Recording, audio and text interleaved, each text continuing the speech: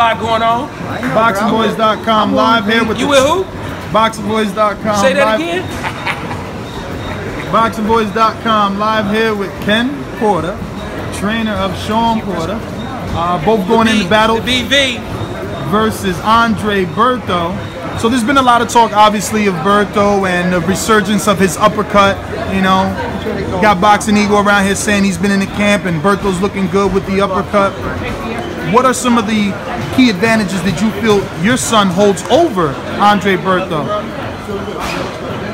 You know what? I would like to say that we had some advantages that I could talk about, but I think in boxing, especially at this level, there's not necessarily advantages that stand out. So I'm looking for the intangibles, the relationship that Shawn and I have, the way that he's trained his entire life and not, oh, I'm getting ready for a fight, so I'm going to get in shape. The way that he lives, he doesn't drink, he doesn't party, he doesn't hang out.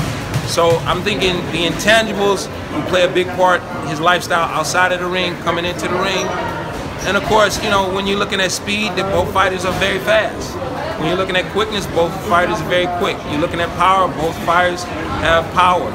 You know, he's got a great coach in his corner. He's working with a great group of guys over there, sparring partners and everything. The preparation is there. So, you know, it's not a lot that stands out that I say we have advantages over, but the intangibles are something that I'm going to hope that, or I believe is going to help us out here. When I look at this fight, I feel that Shawn has the advantage of speed, pressure. I think I want to say that the speed is right there. You know what I mean? They're right there with the speed. You know, but we may have youth. I'll take that one. I'll take that one. Youth stands out to me because we got a guy that's probably 4 years older than us. What about the pressure? Historically, Berto hasn't looked good with pressure fighters. You got Carras, you got Guerrero, you know, all guys that didn't make him look his best. Shawn has educated pressure when you compare him to a Guerrero or, you know, some of Carras, some of Berto's past opponents. Shawn is a little more educated in there. He's a lot straighter, but he has consistent aggression. Is that going to be Berto's downfall, the gas tank? I don't know if that's a downfall, but I do remember now why I used to like to talk to you, because you're very smart, and I wasn't really paying attention to that myself, but I thank you for that bit of enlightening information that Shawn has that going for him. We're going to use that. Yeah, we're going to box him. We're going to box with pressure. We're going to counter him. We're going to counter with pressure. I want to see Shawn be more defensive responsible. You know, responsible on defense, and where in past fights he just didn't care. You know, obviously I'm not gonna be able to change him and say, hey man, you're gonna keep your hands up all the time and you're gonna block everything that comes. That's not who he is. So I know he's gonna put his foot on the gas pedal and we're gonna use pressure. Yeah, absolutely.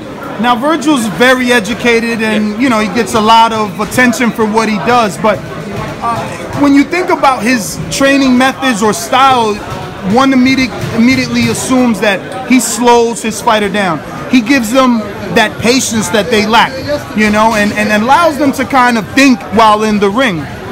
But again, back to the pressure. Pressure is what busts pipes. Is Berto going to be able to think with Shawn's fighting style? We've seen Shawn be aggressive with Adrian Broner, keeping him on the ropes. Thurman, he had to use his feet all night in order to stay off the ropes and still was on the ropes.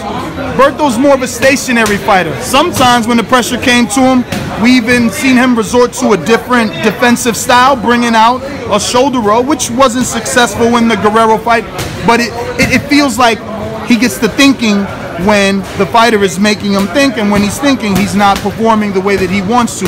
Upshaw in Cincinnati gives me that impression as well. I was live at that fight. I think it's Stephen Upshaw. A lot of pressure he brought to him. Just didn't have the power of the upper level echelon of welterweight like your son. Have you watched any of those tapes? No, I haven't. Again, this reminds me of why I used to like to talk to you. Maybe I should go back and look at that Upshaw fight. He hit Upshaw. Let me just tell you, he hit Upshaw with everything. Couldn't drop him, couldn't knock him down. From a standpoint of what you said about Virgil, that might be great for Sean to have somebody that want to slow him down a little bit. But it will restrict the hell out of him, and eventually he's going to fight against that and buck against that. Maybe later on that becomes part of something that he's accepting to take as far as the coaching part of it, but right now Sean isn't. He's going to put his foot on the gas. So I will be taking a quick peek at some of those fights since you mentioned that. If any coach is preparing to try to slow us down by boxing at a slower pace, I don't think that's the best strategy, but go for it, see what happens. We've seen what happens when a guy is able to grab and hold Sean and allowed to do that. That will slow him down. Movement. Keith had a lot of movement on fight night, and we caught up to him quite a bit, but you know, we just came up a little bit short in the decision. I'm looking at this fight as being a combination of all things in previous fights and him putting them all together. I don't want him to just be pressure. I want him to box, but I don't want him to just be box. I want him to counterpunch. I don't want him to just counterpunch, but I want great defense for him, so I'm asking for a lot from him. Now, obviously, you want to see your son come back to the top of the division. And I asked him earlier, is this a division of style makes fights, or can there be one best welterweight when it's all said and done? Because between last year and this year, seems like every welterweight will mix it up. You got Earl in there with Kel. You guys already got in with Kel. You've been in there with Thurman. Thurman's been with you and Danny. I mean, this is like one little puzzle piece that's missing is Berto and, you know, Porter, and then mixing all those names up again. Is it styles makes fights, or can one man just be the welterweight king when it's all said and done? It's definitely styles make fights. I think they're all that close in speed and strength and talent and ability and experience. I think they're all right there with that. But I think the difference, what's separating Sean from all the rest of the guys, is he's willing to fight every one of those guys. Win, lose, or draw, he's willing to do that. They got to be willing to fight each other. In order to be great, all of them need to fight each other. So, you know, we'll see how this thing... That's a pattern with Team Porter, right? Like, I don't understand. I mean, a bunch of years ago, we thought when you sign with Al Heyman, you get what you want. But it seems like Porter or Team Porter has always has to take to the media and say Thurman doesn't want to sign. When we get in this fight, Berto sign the paper, FaceTiming him. Why are people so reluctant to get in there with Sean? Yeah, we came up to New York to see Danny. Exactly, another one that didn't want to fight, right? Yeah. I don't know, man. You know, I think part of it is guys are protective of their records and things like that. When the call came and said we were mandatory for Kell Brook, we didn't hesitate. All right, we'll take the Kell Brook fight.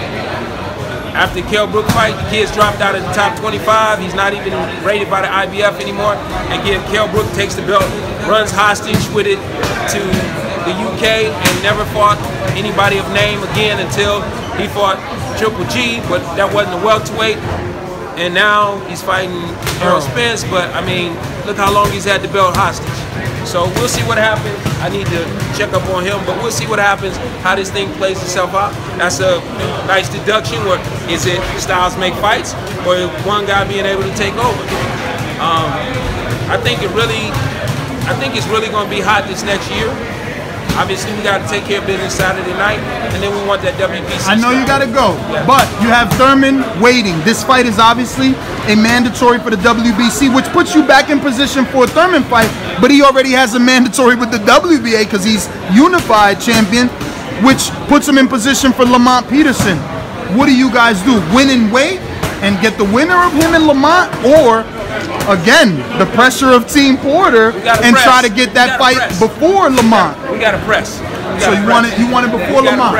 Rematch instead of mandatory. I understand that he's going to fight his mandatory with Lamont, and then they're going to have to talk to us about that WBC. All right.